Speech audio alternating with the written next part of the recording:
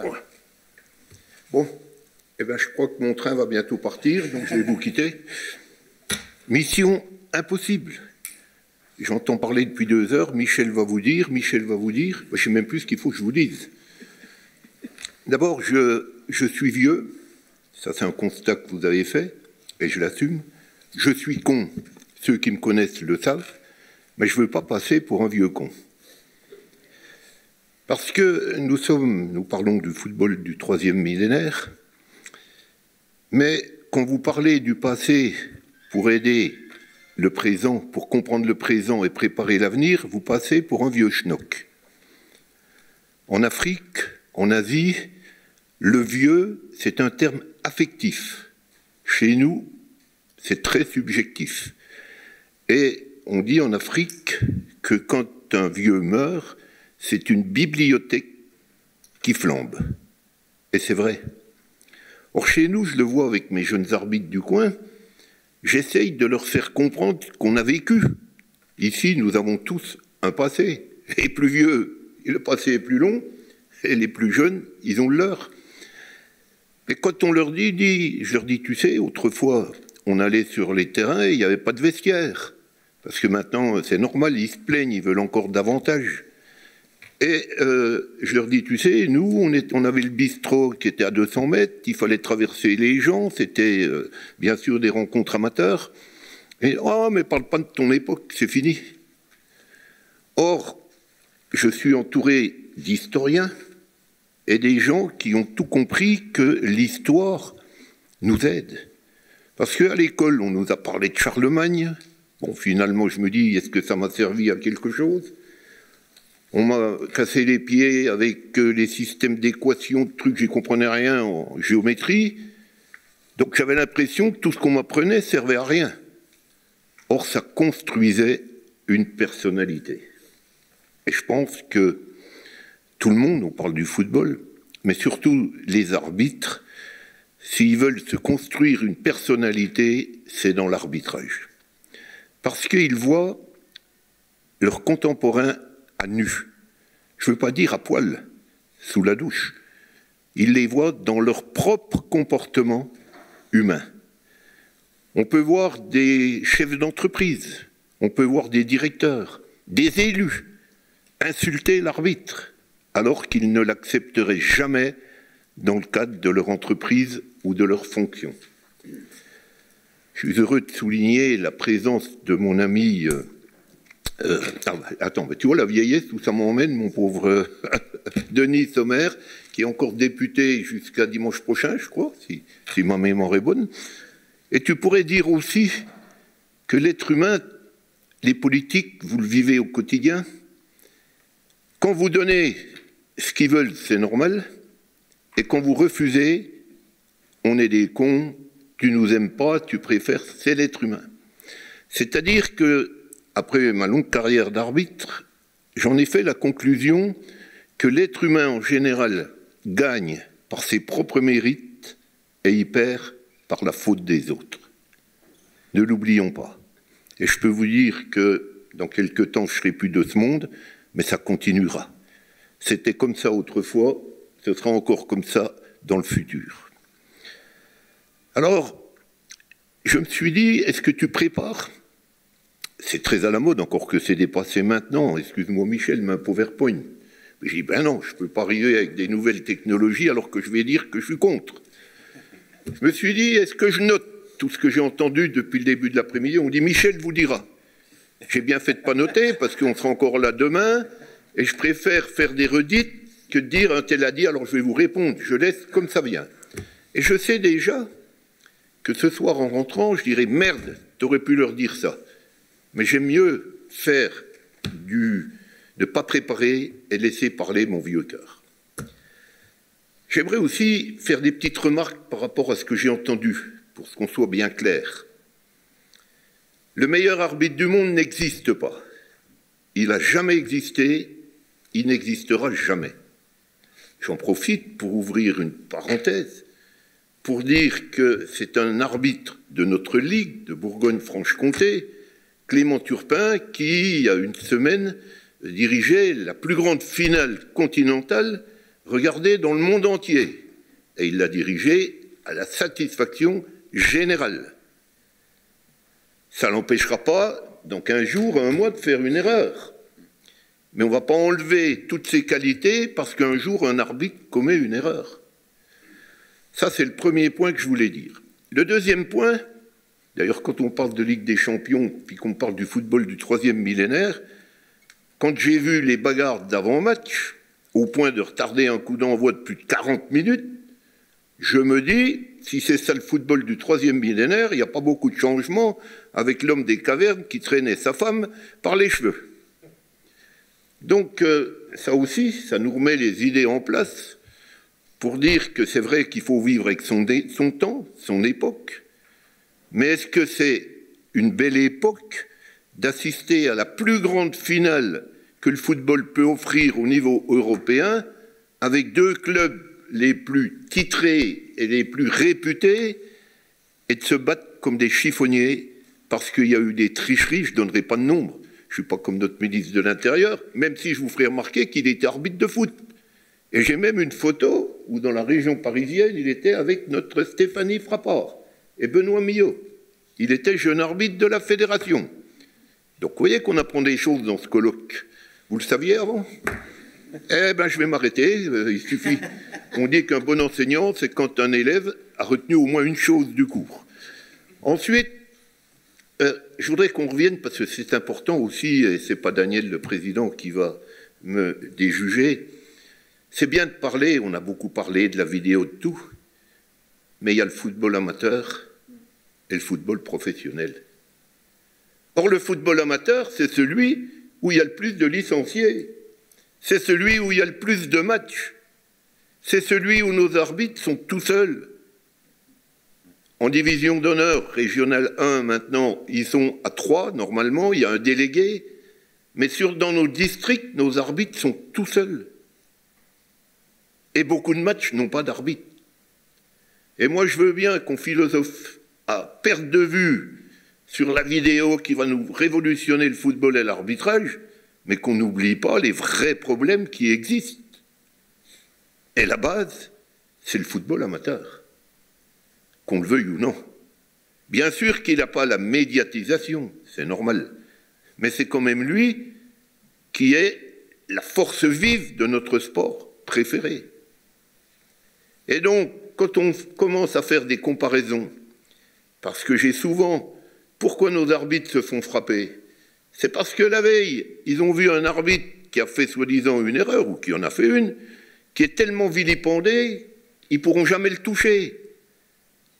Donc ils portent leur sentiment d'injustice contre ce pauvre type qui y est pour rien et qui ne connaît même pas l'arbitre du match professionnel. Donc j'aimerais aborder l'arbitrage, la vidéo, c'est important, on l'a vu. D'ailleurs, mon cher ami Michel, tu étais l'avocat des parties civiles, et moi je suis l'avocat de la défense. Mon cher président, j'ai peur que vous ne puissiez pas rendre un verdict qui fasse l'unanimité à la fin du colloque. Donc je pense qu'on va se retourner vers le Conseil d'État pour essayer de prendre une décision. Il n'y a pas de vérité. La vérité ne peut pas exister, ni dans l'arbitrage, dans beaucoup de domaines. Alors bien sûr, je vous ai parlé de la géométrie, des équations, je n'y comprenais rien. Par contre, il y a une vérité. 2 plus 2 égale 4. On a beau changer, on a beau avoir des ordinateurs, sauf que maintenant, si c'est un progrès, quand je vais dans un magasin pour me rendre sur 80 francs, je donne 100 francs, puis ça coûtait 80, je vois la petite qui prend sa machine pour calculer, pour me redonner mes 20. Est-ce que c'est un progrès? Je me pose des questions et je me dis, je suis content d'être un vieux con sans éducation. Donc tous ces problèmes, on a raison de dire qu'il ne faut pas fausser les matchs, que c'est important. Il y a tellement d'enjeux financiers. Donc on sait que la responsabilité d'un arbitre est immense. Suivant le coup de sifflet qui part ou qui ne part pas, ce sont des millions d'euros qui sont en jeu. Des millions.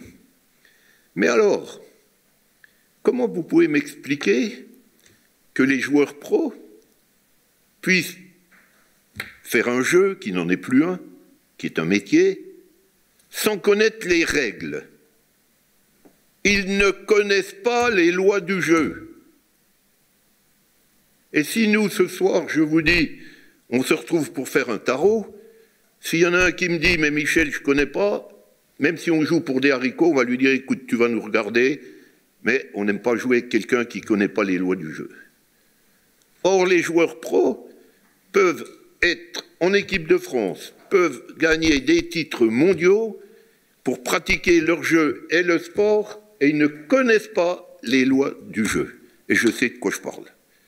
J'ai fait plusieurs, quand j'étais à la tête de l'arbitrage, j'allais faire des réunions, je leur tendais des questions.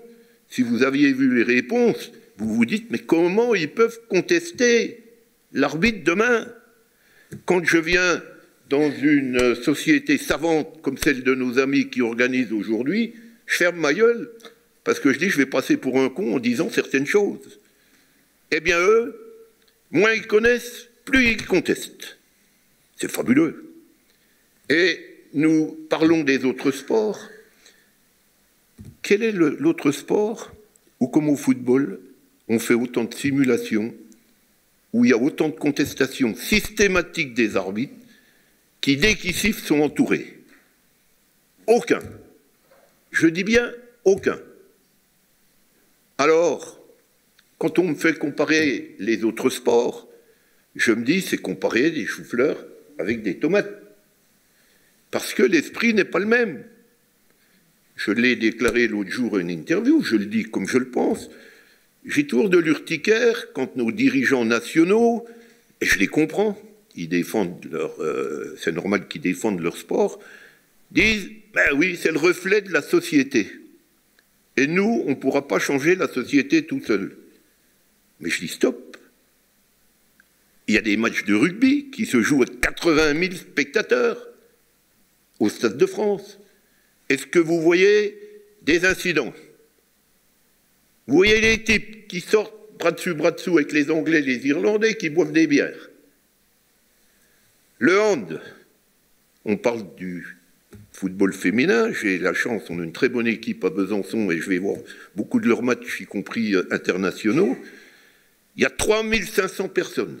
Et je peux vous dire que le bruit, vous le savez comme moi, ça fait de la résonance, c'est dur pour les arbitres. Les entraîneurs, quels qu'ils soient dans tous les sports, ils ont une pression, je ne sais pas comment ils font, quand je les vois sur le banc, je dis mais ils vont claquer, il y a un plomb qui va péter. Et vous les voyez entourer l'arbitre. Si le type du hand, l'entraîneur, met le pied sur la ligne, puni. L'équipe est punie sur le champ. Au basket, pareil. Pourquoi on ne parle pas de ces vrais problèmes? Plus que la vidéo. Ce problème, pourquoi? Alors, je ne suis pas sociologue, et je ne le serai jamais, mais tout ça vient de toute une histoire, parce que le foot était populaire, parce que, comme il était populaire, ben, on a fermé les yeux sur beaucoup de choses. Les sanctions, quand vous les voyez en première division, on n'ose pas en prendre parce que c'est leur métier. D'ailleurs, la loi interdit aussi. Et pourquoi? Le règlement, il est simple. Il n'y a pas besoin de la vidéo. Maradona. J'en veux plus aux arbitres qu'à Maradona. Parce que pas avoir un but marqué de la main comme ça, avec 3 arbitres sur le terrain, ça interroge. Plus sur nos arbitres que sur la nécessité d'avoir la vidéo. Et donc, malheureusement, toutes les erreurs d'arbitrage ont popularisé les matchs. Qui parlerait aujourd'hui du but de Maradona s'il avait été refusé par l'arbitre? Il est entré, dit-on, dans la légende, à partir non seulement d'une erreur, mais surtout d'une tricherie. Est-ce qu'il a été empêché d'être élu meilleur joueur au monde?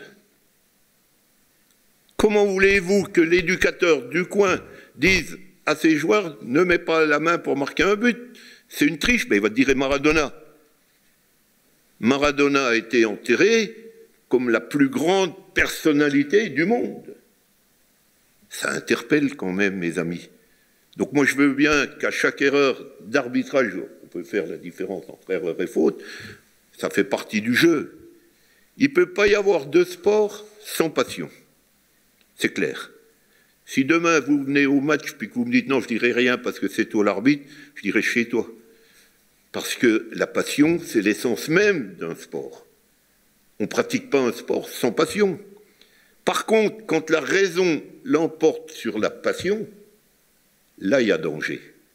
C'est une société qui est en train de s'effondrer. Pourquoi, quand un gendarme m'arrête, eh bien, je suis mal placé, enfin, l'exemple est mal placé que ce qu'on vit actuellement, mais dans la plupart des cas, on s'arrête. Alors, si on ne s'arrête pas, on peut être flingué. Donc, pourquoi l'arbitre, et si je reprenais le sifflet, je me dis des fois, Jean-François Lamour, quand il était ministre, il a dit « ils ont une mission de service public ». Vous imaginez, juridiquement, le même statut que les pompiers, que les flics, que les juges. Eh bien, si j'étais arbitre maintenant, dès qu'il y en a un qui m'entoure, je dirais je porte plainte contre lui, puisque je représente je suis personne du service public. Bon, ça ne se fera jamais. Mais pour vous dire, commençons déjà à gommer tout ce qui fait mal à notre sport avant d'arriver à effectivement cette fameuse vidéo qui dit qu'il faut vivre avec son temps. Vivre avec son temps, parce que je crois que notre jeune féminine ne va pas tarder de s'en aller, parce qu'elle a mis son... Je vois clair, hein. Il faut dire que quand j'arbitrais, je voyais pas clair, j'entendais bien. Maintenant, j'entends plus rien, mais je vois clair. Donc, je voudrais lui dire, et vous avez parlé de l'arbitrage féminin, je tiens quand même, Olivier, à dire que la DTA fait preuve de courage en mettant une femme sur une finale de Coupe de France. C'est quand même, il y a à la fois, c'est un peu du marketing, mais il y a une forme de courage. Parce que s'il y avait eu un problème comme un homme aurait pu avoir, elle était fusillée. Donc là-dessus, je tiens quand même à essayer de toujours trouver une balance. Donc je reviens, je ne sais plus où j'en étais, mais ce n'est pas grave, à notre jeune fille. Il y avait une qui n'était pas ma ligue encore, la Bourgogne, Corinne Lagrange. J'étais patron des arbitres et c'était nous qui désignions les arbitres à la touche pour aller à l'étranger. Alors, on avait un match de moins de 18 ou 19, je ne me rappelle plus, au Portugal. Et comme Corinne arbitrait, faisait la touche en D2, je l'ai nommé, proposé à l'UEFA. J'ai reçu un coup de fil immédiat, on m'a dit « t'es fou ». Une femme d'abord avec des hommes, tu comprends, et puis ça va être mal vécu. J'ai eu le directeur général en personne, Gert Eigner. Je lui ai dit, écoute Gert, ne t'inquiète pas, fais-moi confiance. Ouais, mais ça va faire, jurisprudent, enfin... Et puis voilà. Donc c'est pourquoi des fois je me dis, t'es pas aussi vieux jeu qu'on veut bien le dire. Quand Nelly Vienno est partie à Atlanta pour les Jeux Olympiques, aux États-Unis, les matchs de femmes, c'est 80 000 personnes. Donc je dis, je ne peux pas laisser partir Nelly avec des 2 000 personnes, 3 000 maximum. Elle va se retrouver au milieu de 80 000 et c'est plus pareil. Les lois du jeu sont les mêmes. Mais les réactions, on demande à nos arbitres d'avoir... Il faut être costaud. Imaginez-vous tout de suite là. On vous dit, tiens, tu fais la finale de Clément est blessé, tu fais Real Madrid-Liverpool. Vous vous retrouvez devant 80 000 personnes. Tout le monde, des milliards, parce que c'était diffusé dans le monde entier. Imaginez un instant comment vous pouvez tenir le coup dans votre tête. Il faut être fort. On a beau avoir une excellente condition physique, c'est là-dedans que ça se passe. C'est dans la personnalité. Il faut être costaud. Alors quand j'entends comment on les traîne dans la boue, ça me rend malade. Donc je revenais à ma Nelly, parce que je ne vais pas vous faire quoi je vous ramènerai. Peut-être pas à Rouen, hein, mais... Vous ? Non, ben vous arrêterez à Besançon. Donc, puis vous inquiétez pas, elle n'est pas de ferme à 20h, donc je rentrerai avant. Non, allez, ne soyez pas en retard. Donc Nelly, je vous le dis parce que je l'ai vécu, pas parce que je suis le plus malin. Donc je dis, on va la mettre sur un match de première division. Dernière journée de championnat. On la met, on regarde, mais on n'est pas tout fou. Paris Saint-Germain-Martigues, qui était dernier. Donc, on dit, il n'y a pas de souci. Eh bien, si vous aviez vu le tollé, la Ligue nationale m'a contacté en me disant « Michel, le président Sadoul dit que tu enlèves cette jeune femme. C'est un ordre. » Et ceux qui ont connu Jean Sadoul, à l'époque, c'était quelqu'un très influent. Et il me dit, je ne changerai pas. Je reçois un télégramme, parce qu'il n'y a pas les trucs comme maintenant, on me dit, ordre de la Ligue professionnelle, changez Madame Viennot. Alors j'ai répondu, je ne la change pas, c'est vous qui dites que vous n'en voulez pas. Donc, vous voyez ce qui m'attendait. Puis comme à l'époque, j'étais un peu plus futé que maintenant, j'ai vu des journaux féminins qui ont commencé à dire « les pros ne veulent pas des femmes ». Ah, ben tout le monde a changé d'avis après. Et finalement, Paris a dit « mais on est très content de recevoir cette dame ». Et moi, je partais pour le CIO en Corée, je n'ai pas dormi de la nuit, Joël Quignou m'a tenu au courant, parce qu'elle a tout, s'il y a un problème, ça va tout retomber sur moi et sur elle. Et le PSG l'attendait avant le match avec un énorme bouquet de fleurs. Quelle bande de faux cul tous. Donc quand l'histoire, je suis long, mais je crois que c'est bien dans ce type de colloque d'avoir en direct ce que les gens ont vécu. La professionnalisation. J'essaye de passer, que je ne suis pas le vieux con que tout le monde veut bien dire. Je suis allé voir le président Simonet. C'était en 98, quand la France a été championne du monde, et je lui dis, président, est-ce que vous pensez qu'avec Aimé Jacquet, qui travaille la journée, qui prend les joueurs le soir de 20h à 23h, serait champion du monde? Ben non. Ben je lui dis à nos arbitres, on fait quoi? Ben on fait quoi? Ben je dis, il faut qu'on les professionnalise. Moi j'étais contre le professionnalisme, je suis à l'aise, hein. J'ai toujours dit que si j'étais professionnel, je finirais dans un hôpital psychiatrique. Pensez à arbitrage 24 heures sur 24, vous devenez fou. Donc c'était bien d'avoir une autre activité. Mais il n'y a pas le choix maintenant. On est obligé. Donc président Simonet me dit, ben, Michel, on va regarder. Parce que vous ne faites pas tout seul. Les dirigeants vous aident autour de vous. Donc malheureusement, je me suis fâché avec un très bon ami qui était président de l'Union nationale des arbitres, j'étais vice-président, qui est venu et qui m'a dit « Michel, je mettrai le bâton dans les roues ». Parce qu'il a eu peur que le syndicat, entre guillemets, l'association, perde le pouvoir. Et il m'a dit « je ferai tout pour l'empêcher ». Et moi j'ai dit « on n'a pas le choix, il faut y aller » parce que j'étais membre à la FIFA et je voyais bien que ça bougeait dans toutes les autres fédérations. Donc on a créé la DTA, la DNA à l'époque, pour vous montrer la susceptibilité. On est venu me dire, il faut changer de nom. Je lui dis, pourquoi? Ah ben la DNA, nous c'était DTNA, mais parce qu'avec les entraîneurs, ils disent qu'il y a confusion. Donc il faut que vous changiez de nom. Ah bon? Je lui dis, si c'est ça, on va changer. Et à partir de là, j'ai dit, mais il y a des entraîneurs dans les clubs. Nos arbitres dans les ligues, dans les districts, ils n'ont que les bénévoles pour s'occuper d'eux. Donc j'ai dit, il faudrait créer, j'ai rien inventé, hein, c'est ce qui se faisait pour les entraîneurs, des conseillers techniques régionaux en arbitrage. Ce que j'ai pris dans la tronche, mais qu'est-ce que j'ai pu prendre? Y compris de mes dirigeants bénévoles, qui ont dit, mais, et nous alors, on est des cons, puis on ne reçoit pas d'argent. C'était inéluctable. Ça, c'est l'évolution d'une société, des mœurs, des habitudes dans un sport. Alors je reviens, oh là là là là, je reviens sur la vidéo.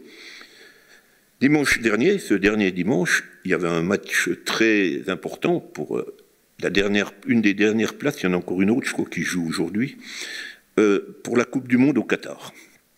Et bien sûr, symboliquement, il y a l'Ukraine. Même si personne ne connaissait bien l'équipe d'Ukraine, les gens étaient derrière, avec les événements qui se passent. C'est vrai que même moi, je me suis dit, ce serait bien qu'ils gagnent. Pour le pays, même si je me suis quand même interrogé, pour être franc, en disant, mais est-ce que c'est bien de jouer au foot quand ton pays est en guerre? Bon, allez, je referme la parenthèse. Et puis, qui a marqué le but pour le Pays de Galles? Vous en foutez, vous n'avez pas regardé? Eh bien, c'est un joueur d'Ukraine. je sais plus. Il marque contre son camp, il fait une tête, il se trompe, et il met contre son camp. Vous croyez qu'il l'a fait exprès? Non. Il est malheureux. Et alors là, pourquoi on ne dit pas la vidéo? Pourquoi on ne dit pas, ben pour eux, et puis je dis toujours le VAR, parce que la VAR, ça fait radin. Donc je dis le VAR, moi, le système d'arbitrage vidéo. Donc là, tous ses collègues l'ont entouré. Si c'était l'arbitre qui avait fait une erreur, on lui tapait dessus. Donc je dis, on est à Sochaux, Paris Football Club Sochaux en barrage. Dans les 10 premières minutes, 2 pénaltys pour Paris. Les 2 pénaltys ratés. Nous, on était contents. Mais je me dis, si l'arbitre les avait pas sifflés, tout le monde serait après lui. Et pourquoi un joueur aussi brillant, et on aurait plein d'exemples, rate un pénalty? Ça arrive, c'est ce qui fait la beauté du jeu. Mais on ne dit pas qu'on va revenir en arrière. Quand Zidane a raté un péno, on se dit c'est pas possible. Ben oui, ça fait partie du jeu. Les anciens ont peut-être connu, enfin, la citation que j'adore, j'aime beaucoup, de Lucien Mias, qui est encore en vie dans le rugby, et qui a dit « L'arbitre, j'en parle pas, car c'est comme le vent et la pluie pendant un match. » Je trouve ça merveilleux. Et puis personne n'en parle. Donc, je vais arrêter, parce que je sais que je suis toujours trop long, et puis je ne vais pas répondre à tout ce que j'avais entendu avant, mais c'est pour essayer de vous dire que la vidéo, et vous l'avez dit dans les débats, le règlement, c'est l'interprétation. Parce que si dans le règlement, et ça je ne comprends toujours pas, si un arrière empêche un but de pénétrer, c'est carton rouge. Quand c'est un attaquant, carton jaune, pas de rouge. C'est pas normal. Il y a tricherie des deux côtés. Encore plus de la part de l'attaquant, à mon avis. Parce que derrière, on veut essayer de ne pas prendre un but, donc on est... S'il y avait un règlement qui disait un joueur qui marque volontairement un but de la main et que la télé le montre, eh bien, s'il ne dénonce pas l'arbitre, il a 6 mois de suspension. Et tout le monde crie au scandale. Donc, vous voyez, mes amis, avant d'aller dépenser de l'argent, quand j'ai vu pendant la pandémie combien les clubs pros se sont plaints en disant on va faire faillite, on n'a pas de recettes, et à côté de ça, ils demandent de la vidéo. Vous savez combien ça coûte? Ben moi non plus, mais ça fait peur. Quand je vois maintenant pour la Coupe du Monde, ils sont une dizaine dans l'équipe d'arbitrage.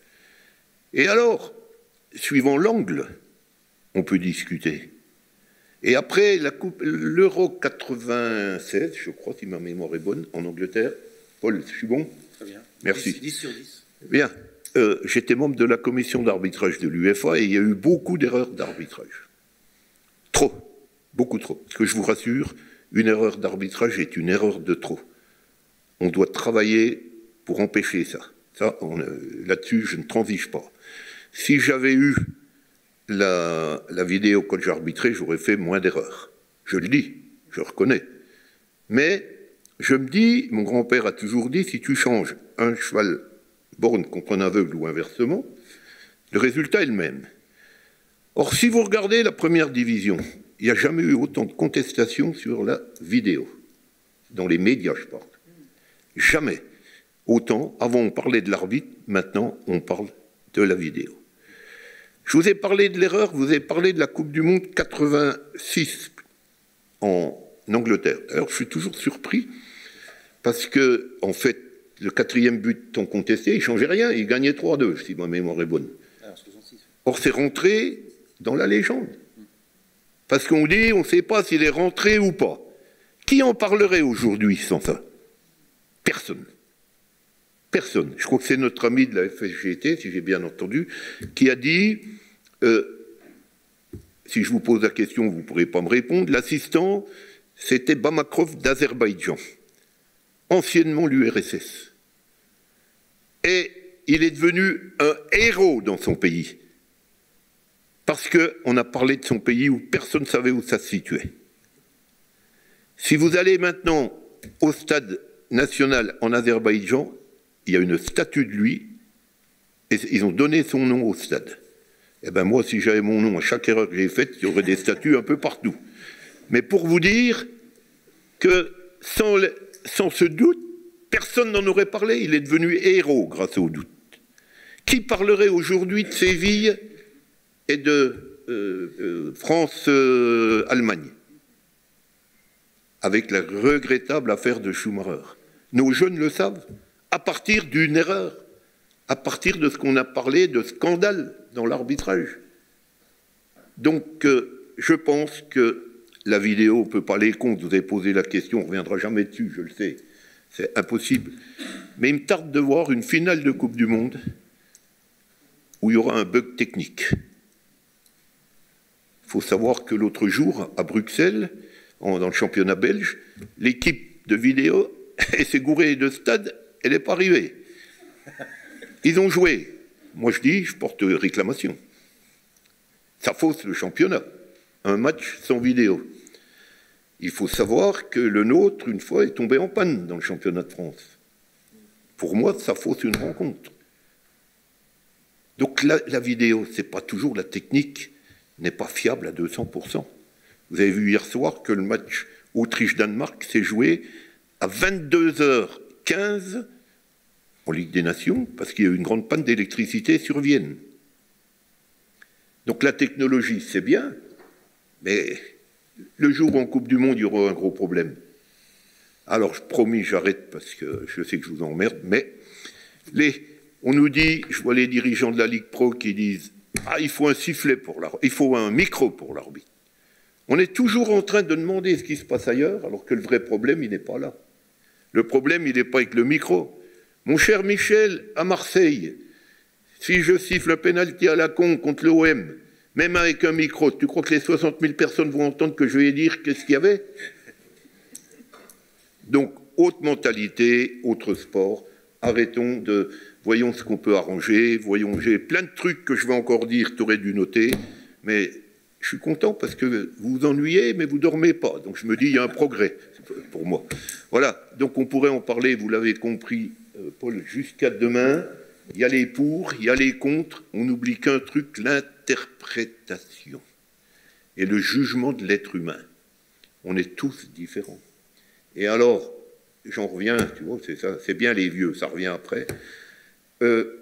En 96, on a convoqué, l'UEFA a dit d'accord, on a invité, pardon, les capitaines d'équipe, entraîneurs d'équipe, journalistes spécialisés, pas les barjots comme joueurs ou entraîneurs, des mecs qui avaient des grandes réputations, des sages. Et on s'est mis, comme aujourd'hui, et on leur a sorti 15 actions de jeu.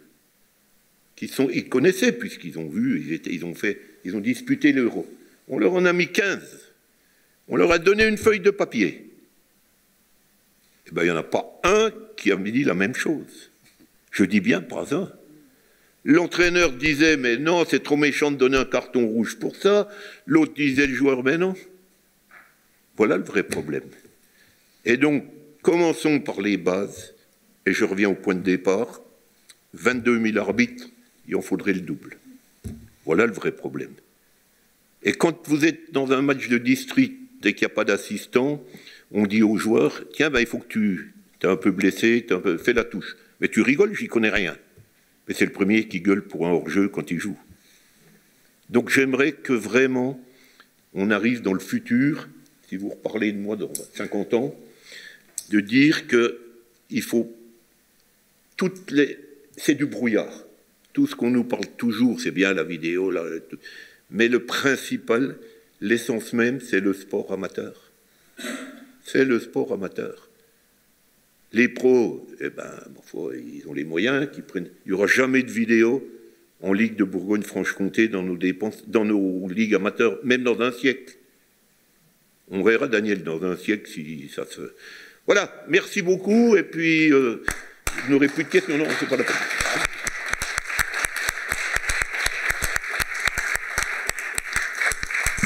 Bien, merci Michel Olivier. Donc vive l'erreur finalement. Hein, vive l'erreur. Oui. Hein, oui. Et on va rester sur finalement ce bilan humaniste. Et alors on est un peu pressé par le temps, là, donc on va passer immédiatement à la table ronde, donc va animer Gilles Féréol.